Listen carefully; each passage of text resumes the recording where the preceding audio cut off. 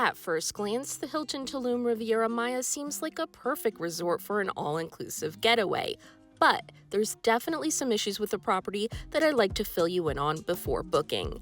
Hi guys, Vanessa here and welcome to Passport Pages. And with the increased cost of everything these days, including travel, I've made it my mission this coming year to help you make the best possible travel decisions with your hard-earned money.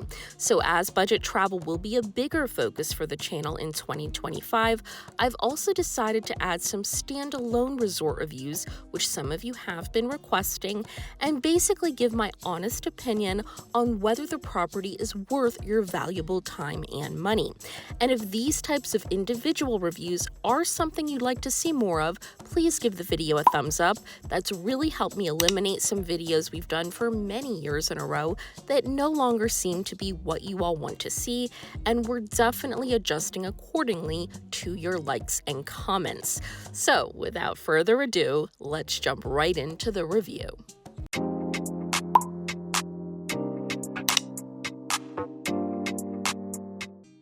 So let's begin by taking a look at their transportation. So when the property initially opened in May of 2022, it was a whopping 90-minute drive from the nearest airport, Cancun International, which probably deterred a lot of guests. But with the opening of the Tulum Airport almost a year ago, this has just been an absolute game changer, cutting the drive to about 55 to 60 minutes. So while still a bit of a drive, definitely more manageable than before. It sits near the Akumal area as opposed to near the famous ruins or Tulum Pueblo, and transportation, while not included, can be booked in advance through the property's transportation partner, Tropical Elite Tours, for $120 each ride, which can include up to 6 passengers, or if you want to go for a bit of a splurge, $175 for a luxury SUV for up to 4 passengers. Taxis are of course an option, many of them just waiting at the airport, and while cheaper, it's still going to cost about $100. I personally would recommend booking your ride ahead of time for peace of mind, but this is definitely a big thing to consider, maybe even a negative for some, both for planning and budgeting. So if you prefer a property that includes airport transfers and handles all that for you, might not be the property for you. Now let's talk check-in. When you arrive in their very lovely lobby, you'll find 2 desks and there's usually a very short wait. The staff member will briefly fill you in on the general resort layout and amenity options, and then hand you a Hilton bracelet, which will work as both your door key and give you general guest access with a QR code embedded in it. And here's the part that might throw you. Staff will then warn you that if you lose it, you will be charged $150. Most properties just give you a plastic card, and if you misplace it, they just make a new one for free. This is obviously a different situation, so hold on to those bracelets and consider the potential fine, which many don't warn about before booking. Now let's talk about the all-important service. While service is good overall, a couple of hiccups you may encounter. So they have 8 oceanfront pools, which are surrounded by both loungers and cabanas at an extra cost, and staff will place towels on most loungers early in the morning, which is a nice touch. But then you're on your own as far as setting up the actual beds and umbrellas, which is a bit strange. Also, pool service can be very spotty, so you'll see most guests just give up and walk over to the bar to order their drinks rather than waiting on the server to walk over and take their order. Not sure if this varies by resort capacity based on when you're visiting, or they're just short-staffed in general, and some of you may not care about this one way or the other, but just something I wanted to make you aware of before making your booking decision. Now to rooms, which are located in numbered casas that you get to via paths in between the buildings. And in most cases, the walk from the lobby to your room will take about 10 minutes, which can feel longer in the beating sun as things are a bit spread out. I suggest the standard Ocean View King Room, which has a spacious 452 square feet and was designed with relaxing tones and is a very functional space with a separate seating area with table and chairs, an espresso coffee maker, and daily restocked minibar, which comes with soda, juice, water, beer, and seltzer. And while I wouldn't say the rooms are super impressive or modern, high-tech, anything like that, which may be something to consider for some, but they are very functional and laid out really well. And like I said, you'll feel very relaxed as soon as you walk in. Now, the family zone of this property is a big part of the overall experience and a big reason why many guests book it. So let's get into it a bit. So, first off, it's a really great area for families and includes two pools, slides, a splash park, cinema lounge, and even a big open air palapa restaurant and bar with kids' menus. And they open a buffet at lunchtime so families don't need to leave. Plus, they have a kids' club and teen zone, which provides a really good schedule of activities and events both during the day and night, which is rare, and options include crafts and face painting. But some things for you to consider. This area is located at the far end of the resort, which means having to take a golf cart ride with little ones, but at least that's an option.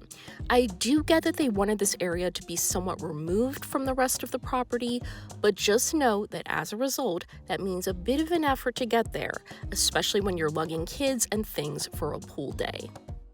So now let's talk dining, finally, right? From 7 to 11 a.m., they serve a really nice breakfast at Vela Sur, which has lovely floor-to-ceiling windows, so great views while you eat. And this place is a crowd pleaser for every type of palate. They have American, classic Mexican, and continental options, so things like egg and waffle stations, tacos, ceviche, cereals, breads, and cakes, a healthy topping area with chia and sunflower seeds and dried fruits, and even a good variety of juices and smoothies. So definitely not your typical resort breakfast, so something I recommend you enjoy each morning. The busiest time of day, though, is usually the lunch buffet. You'll see groups and families all heading toward that palapa in the family zone that I just talked about, and they have a really nice assortment of fish, shrimp, ribeye steak, salad bar, and even a ceviche station. And most families will head over there for lunch and then spend the rest of the day in the family zone. If you're traveling as a couple or adults without kids and want to stay in the adult section of the resort, most guests just graze on tacos and ceviche and guac poolside. And then for dinner, you have Mexican at Mezcal, Alma Steakhouse, La Luce, which is Italian, and Morico, which is Asian, plus 24-hour room service. I recommend Alma. It's beautiful with great views, and they have a balcony where you can dine outdoors, and everything tastes very fresh here, especially their locally grown produce.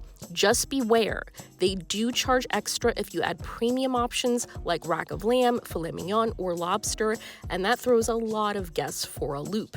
But the local sea bass is a highlight if you like seafood, which I do, as well as the roasted broccoli and mushrooms. Potential negatives for dining.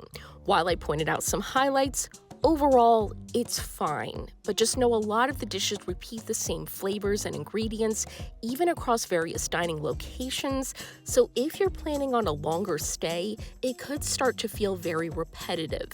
But dining tastes are, of course, very subjective, so this may not bother you at all. Now let's turn to the all-important pool and beach areas. And first of all, I'll say the pool variety is just amazing here, with 8 oceanfront pools, and the little sections of sand that separate the pools from the beach are all sprinkled with shaded day beds, so you get plenty of places to relax and lounge. The shallow pools are not heated, which again, something to consider when booking, but visiting in the fall, if you keep moving and swimming, the temperature is comfortable enough, although not sure how it'd be in the winter months, and admittedly, I am a lightweight when it comes to swimming temperatures. The beach, however, is definitely more of a potential deal breaker. While it looks nice enough, only one small area of the beach is usable, and the ocean is way too rough for swimming. So if you're someone who prioritizes being able to swim and enjoy the ocean on vacation as opposed to pools, this might not be the best resort for you. It's great for pool lovers, especially the variety, but the beach leaves a lot to be desired. So while there are many positives to this property, there's also some potential issues that you may not be aware of when looking it over at first glance. And I truly hope this video helps you make the best possible decisions before booking. If you'd like to see more individual resort reviews like this one, where I highlight things you may need to consider before plunking down your hard-earned cash, please give this video a thumbs up, as that's really helping me to gauge the types of videos you'd like to see more of in the coming year.